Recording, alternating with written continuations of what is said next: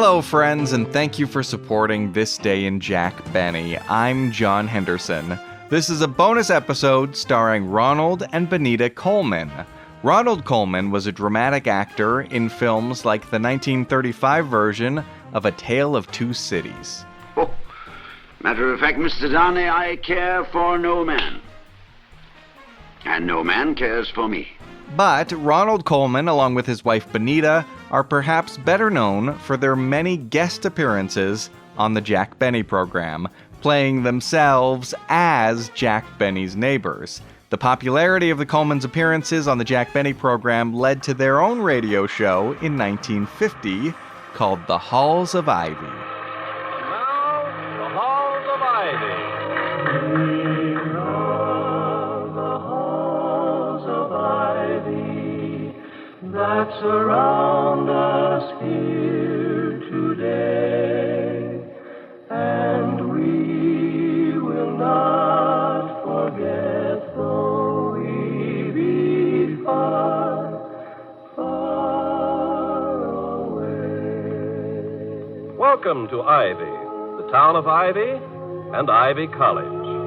Ivy College is coeducational and non-sectarian, and its age is indicated by the fact that until recently the curriculum required 2 years of Greek. Ivy is all American. Its student body is a pretty fair cross-section of our country's youthful seekers of knowledge. Dr. William Todd Hunter Hall, Ph.D., LL.D., and M.A., is president of Ivy. Toddy, dear, must you pace back and forth like that, like a hyena in the zoo? A hyena? That's a rather rude comparison, Victoria. A hyena is a nasty animal. If we must be zoological, let me be something a little more noble. A tiger. A lion. That's what you are, the king of the beasts. Well, thank you. And like a lion, you must be brave, dear. My dear woman, bravery in a college president is a superfluous virtue. Lulu. May I call you Lulu? It would be a little presumptuous. You never saw me as Lulu, which you may count among your blessings. I saw you as Mary and Give Them Tears in London. That's all any man could ask. Give them tears. Oh, I'd love to play it again. It was a lovely play, wasn't it, darling? If you do it again, I'd like to play the vicar. I could do it, you know. I saw it 27 times. And you bought your own tickets on a professor's salary. My sabbatical year turned out to be a theatrical 5 months.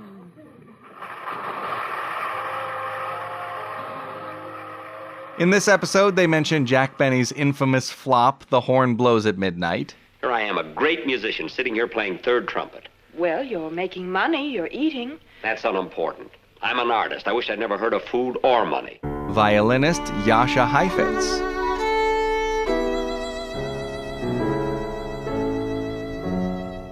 John Bunny was a silent-era film comedian who often appeared with Flora Finch playing his wife. Billie Dove was also a silent film actress. When sound came along, though, she appeared in some talkies by Howard Hughes. I didn't want 1,000 women to be envious of me. And finally, they mentioned the hilarious reality comedy game show hosted by Art Linkletter called People Are Funny. Here's a lady, Mrs. Thornburg. I tell you what we're going to do with you. Instead of just having you talk for money, give her 10 $5 bills. Will you, John? $50 has just been counted out in your hands. Do you like that? Yes. Goodbye. Now, wait a minute. You may not get to keep that money. Here's the idea. This is a little game. I'm going to say a word. When I say a word, you say the first word that comes into your mind quickly, without stopping to think, and then I'll try to read your character by those word associations. Every time I tell you something about yourself that you will admit's true, you give me back one of the $5. But if I miss, if I'm not right in your character analysis, I'll give you $5 more. Is that a deal? That's a deal. All right, let's go and see how it works. When I say the word, you say what comes to mind right away. Soap. Water. That's right. Now, the word associates soap and water. You are the clean type, and you take a bath at least once a week. Oh, I certainly do. All right, I'll take $5, please. I agree with you. I have to give you $5 back. What's that? You mean each time I agree with you, I have to give you $5 back? That's right. That's right. When I'm right. When I'm wrong, I give you $5. All right? Let's try this word. The word is man. Husband. That means you love your husband.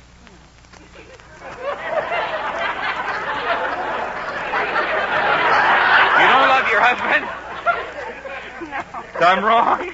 You're wrong. Is your husband here tonight? No. I don't think he's listening either. He's So you working. don't love him. Give her $5, John. I'm wrong. All right, let's try this one. Fly. Swatter. That means that you're a good, clean housewife and there's no vermin and lice and flies crawling around your house. No. You're not a good housewife? Mm-mm. I'm wrong? You have a dirty house? I wonder what she'll admit to for $5. Give her another $5. Let's get out of there while we're still ahead. Here now is Jack Benny as guest star on The Halls of Ivy from November 22nd, 1950. Welcome again to Ivy College, that is, in the town of Ivy, USA.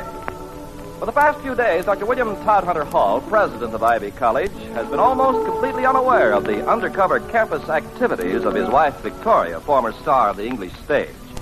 In fact, he betrays his unawareness by asking at the breakfast table, Vicky, my darling, I've been so busy lately, I've hardly seen you. What have you been doing that's interesting? Oh, the usual things, Toddy.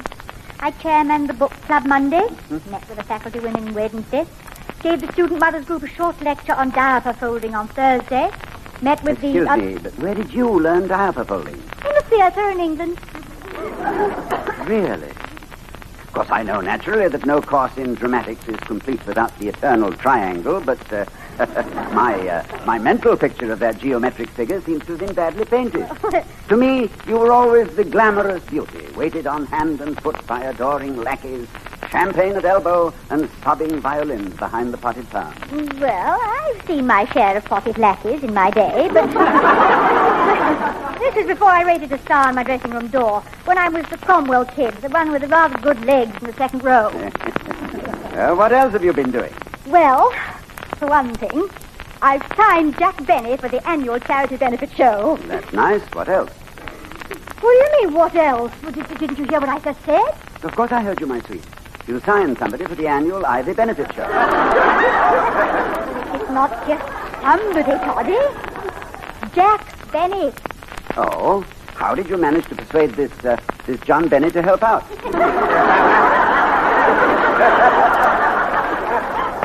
Not John, Toddy. It's Jack. Oh. You know, the instant intimacy established between two members of the theatrical world is a beautiful thing. 3 minutes after meeting for the first time, you find them locked in a fervent embrace, calling each other darling, swearing never to part again.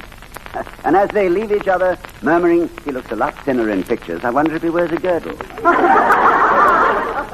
You know so much about it, dear. You must know who Jack Benny is. Oh, the name's familiar to me, of course. Jack Benny, yes, he's in radio, isn't he? Mr. Benny is radio. Rather an all-encompassing statement, my dear, it seems to me. How about Carlton Bourne and Meet the Funny People? And... That's two shows, darling. People are funny and Meet the People. Toddy, you don't seem to realize what a wonderful thing it's going to be to have Jack Benny here, right here on the campus. The greatest drawing card we'll ever have. Someone at the door, Vicky. Yeah, well, all right, darling, I get it. You take your breath. Bells, doorbells, telephone bells, classroom bells. I'd like you to meet Mr. Morton, Milton Morton, Mr. Benny's advance man. Oh, yes. How do you do, Mr. Morton? Hiya, Dr. Hall. Thought as long as I was fixing up this guest shot for Jack, I might as well meet the big wheel. Probably won't have to bother you with details. I think I got everything nailed down okay. Nailed down? You know, he just means he's got everything under control, dear. The publicity, billboards, concessions, parking facilities, you know. Incidentally, is there a hunk of high brass around here named Willman or Woolman or something? A Clarence Woolman? Clarence Wellman? Oh, yeah, that's him, Clarence Wellman. What goes with him anyway? Oh, hypertension. And an interesting assortment of anxiety neuroses to give you a clinical answer, Mr. Morton. Why do you ask? Well, he's been chasing me around all day yesterday and this morning on the telephone. He's up on his big fat ear about something, and, well, I've been ducking him till I could finish my job. Who did you say he was? Mr. Wellman is the chairman of the Board of Governors of Ivy College. Oh, fine. Got to be such a pest yesterday that I had been leaving messages all around town telling him to go fry a pig. What is this typhoid Mary's particular grief? Does he hate actors? No. To be perfectly fair to Mr. Wellman, he has nothing but the best interests of this college at heart. Yeah, then why... However, his methods are somewhat lacking in grace. Apparently, he has a heart of gold and an abiding fear that someone will report his possession of it to the government. How about a little coffee, Mr. Morton? No, thanks. I had my breakfast earlier. 2 Boilermakers and a pound of Benzedrine. No, I just wanted to check in, Doctor, and tell you how we appreciate Mrs. Hall. Oh, nonsense.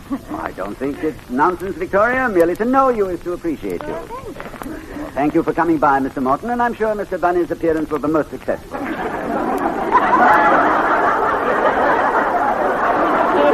Benny, dear, not funny. Oh, well, wasn't there a John Bunny?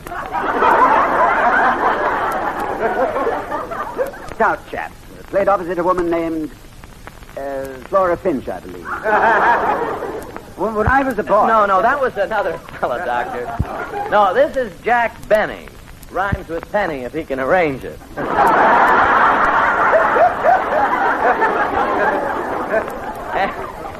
And believe me, he can. Inside joke, I tell you.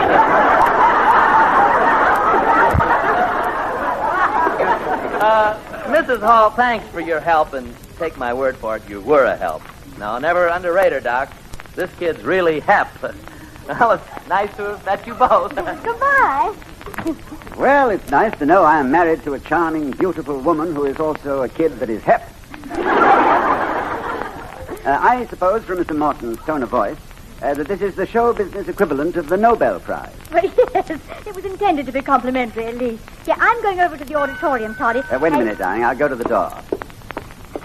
Dr. Hall! Oh, please come in. Mr. Wellman. I did not come over here to bandy words, Dr. Hall. I came because of a situation which this campus, which affects seriously the dignity and the... what I mean is, when Ivy College must stoop to acquire the services of a radio buffoon... bolster some charity affair, it's a pretty how do you do, Mrs. Hall. Well, how do you do, Mr. Wellman?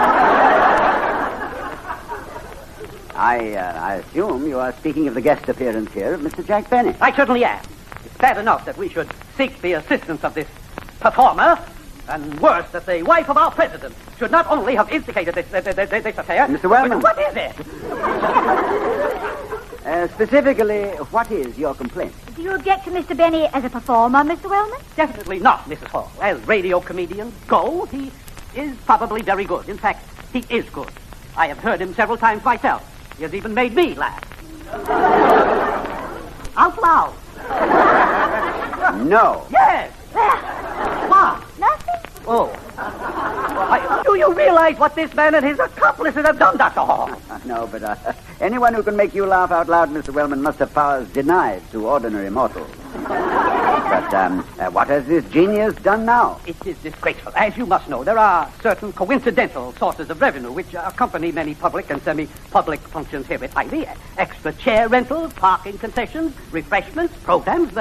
These are things which have traditionally been the rights and prerogatives of local people. That's exactly what... Do you know who has by some sort of conniving made arrangements to handle all these concessions himself?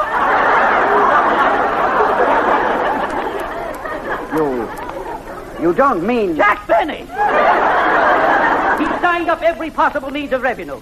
He will sell the programs. He will rent the extra chairs. He will sell the hot dogs. The beer and the popcorn. He will park the cars, and for 29 cents, he will wash the cars.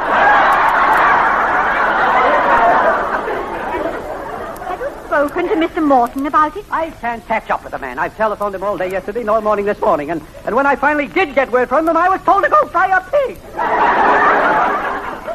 Mr. Wellman, was there anything illegal or unethical in the manner in which these concessions were acquired by Mr. Benny? Well, no, but it has always been, traditionally, they have always, local businessmen have always assumed that, they have always taken it for granted that... What group of local businessmen, Mr. Wellman?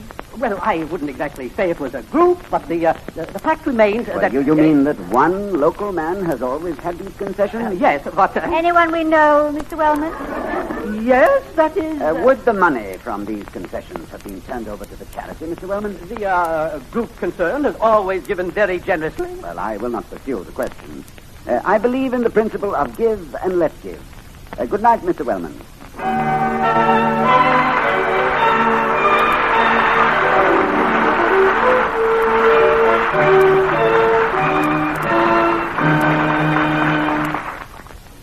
Get it. Dr. Hall's residence. Oh, yes, Mr. Morton. Indeed you may. We'll be delighted. Yes. Goodbye. Jack Benny is on his way over. He is? Well, now, do I need any particular coaching or information to talk to a radio comedian? Darling, you don't need any coaching to talk to anybody. Oh, I'm not too sure, my sweet. In any business or profession, there are certain subjects to be avoided. Yeah, well, don't worry about Mr. Benny. There's nothing... Oh, yes. Yes, there is one thing. What's that? Well, he made one rather unfortunate motion picture. Well, we better not refer to it. Oh, no. No, of course we hadn't. Cinematic skeleton in the professional closet. What picture was it? Oh, dear, I can't remember the name of it. It was, Someone Blew Something at Midnight. Well, it would be safest, I suppose, not to talk about motion pictures at all. Fortunately, I am not particularly loquacious on the subject. Billy Dove, I think, was my last really emotional... Oh, dear. You let him in, Toddy. I'll run upstairs and let my fix it. Imagine me being so nervous. Well, I guess it's up to me. Can't think of a single joke. Oh, well. One shouldn't tell jokes to a comedian anyway. He couldn't afford to admit he hasn't heard it before. Oh, Dr. Hall, I'm Jack Benny. Ah, yes, Mr. Benny, we were expecting you. Please come in. Thank you. May I take your hat? And your violin case?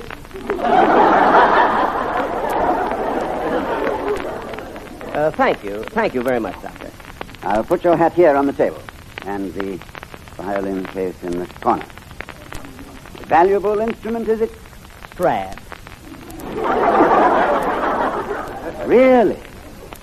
A Stradivarius? Well, no, just a Strad. A friend of mine makes them, Herman Stradnik. That is, he used to make them before his accident. Accident? Oh, nothing serious? No, just a few bruises on the throat. He tried to sell one to Heifetz. You've heard of him, Jackie's Heifetz. Is Mrs. Hall here, Doctor? Oh, yes, she'll be down in just a minute. Sit down, won't you? Can I get you something to drink? Why, yes. If you have some, I'd like a glass of beer. Fine. I'll get it for you. Gee, the Halls have a nice home here. Hey, this must be his diploma on the wall. Let's see what it says. Semperis Universitum.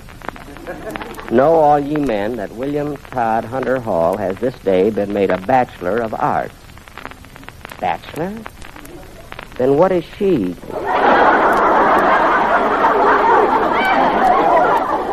Oh, I guess he got that diploma while he was single. That reminds me of the one I have hanging on my back porch. Sic tempus, a victim, haec et valorem. Not responsible for laundry left over 30 days. See, look at all the books the professor has here. Look at the titles. Origin of Species by Charles Darwin. Einstein's Field of Nuclear Fission. The Decline and Fall of the Roman Empire by Gibbon. The G-String Murder Mystery by Gypsy Rose Lee.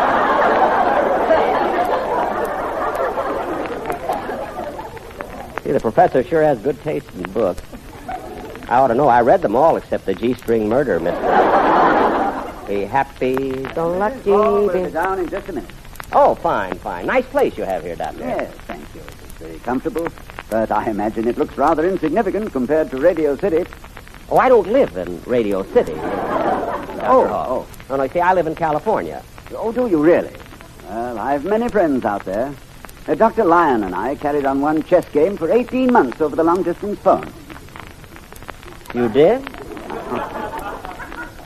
Long distance? Oh, yes, indeed. It's quite a usual custom among college professors. 18 months? Of course, in this case, it was exceptional. We were very evenly matched. Oh. Is Dr. Lyon a banker? Oh, no. He's president of Pomona College. Oh. 18 months.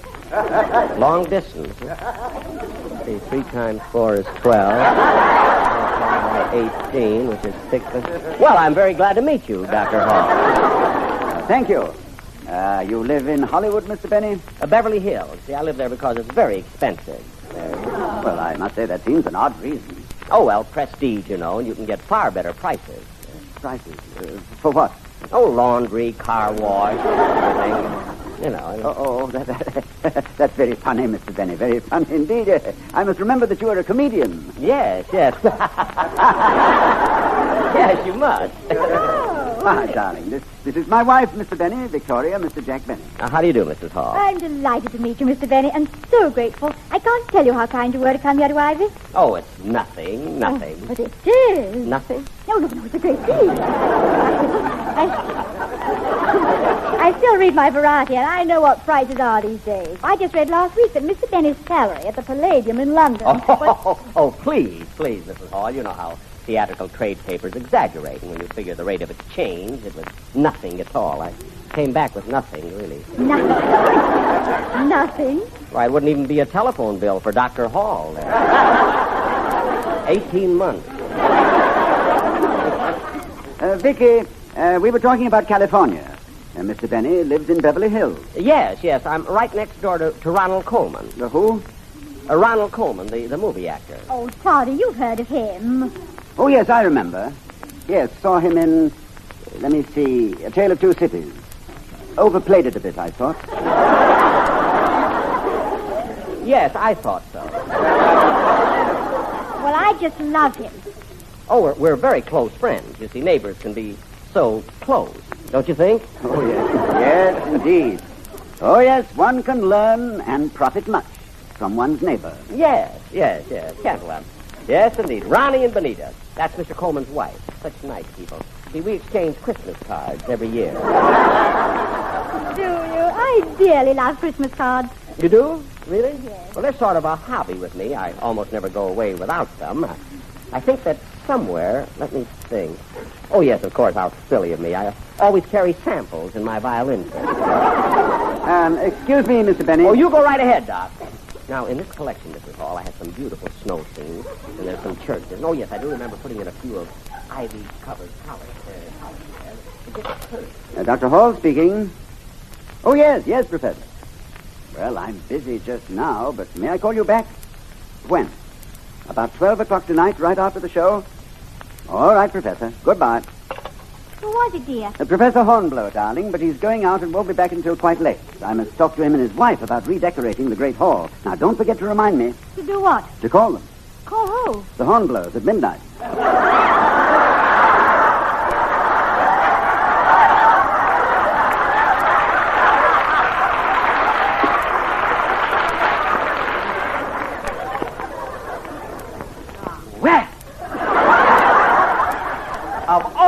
Contrived. Here's your bill, Doctor. Bill, are you being paid in advance, Mr. Benny? Well, so many people change their minds about Christmas cards. Christmas cards? Well, yes, dear. Mr. Benny just happened to have some that I absolutely loved, so Of course, darling. I'm delighted. Particularly with the sacrifice Mr. Benny is making to be here. I'm glad you bought a few. Well, thank you. Here's the bill. Oh, let's see. Jack Benny's Tower of Stage, Screen, Radio, and Television. Christmas cards, $12 a hundred. 200 cards, $24. 200, Vicky. I'm glad I didn't talk on the phone any longer. All right, here is $25, Mr. Benny. Well, thank you. Well, let's see. Where did I put my violin case? Oh, yeah.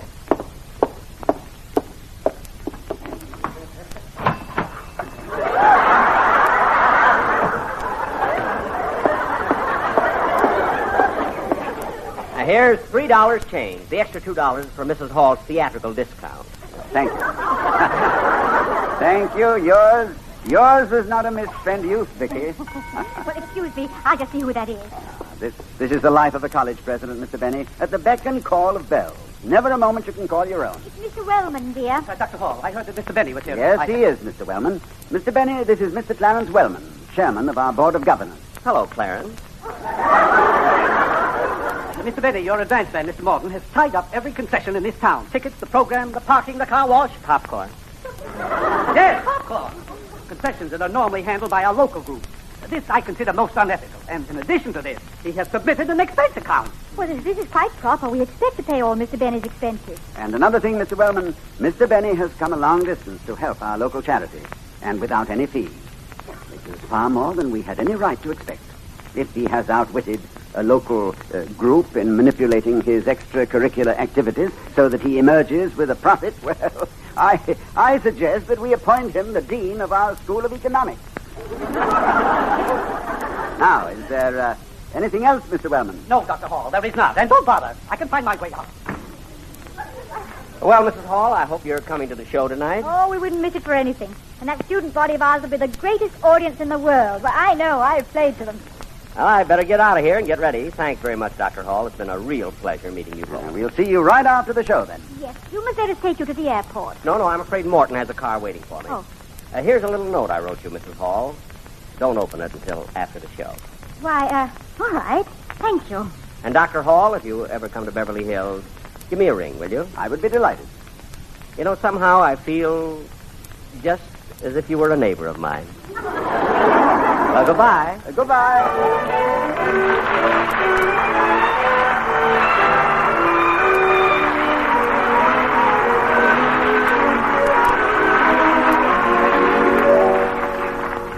Wasn't the show absolutely wonderful? It certainly was. And so was Jack Benny. I haven't laughed so much for years. Hey, but Vicky, doesn't he play that violin abominably? Oh, he does. By the way, have you read his note yet? His note? I forgot it. I have it in my bag. Well, read it, son.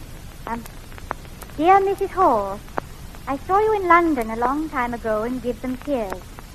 When I found out it was you that wanted me to come, I couldn't wait. Isn't that charming? You gave me tears in London, so I hope I've given you a few laughs at Ivy. Incidentally, though I hate to admit it, I think your husband is terrific. My best always, Jack Benny. P.S.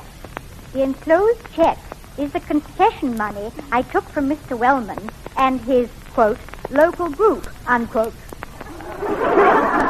Will you give it to the charity with my love and affection? Besides, I made an absolute killing in Christmas cards.